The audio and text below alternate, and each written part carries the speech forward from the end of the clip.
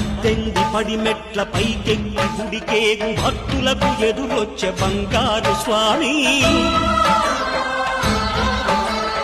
ఇరుముడులు స్పృశించి శుభమును దీవించి జన బృందముల చేరే జగమేలు స్వామి తన భక్తులొనరిల్చు తప్పులకు తడబడి ఒక పక్క ఒరిగెన ఓంకారమూర్తి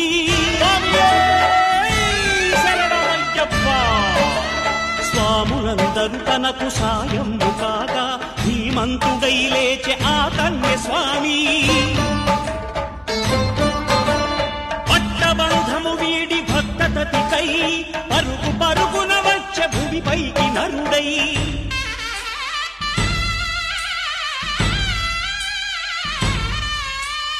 అయ్యప్ప దేవా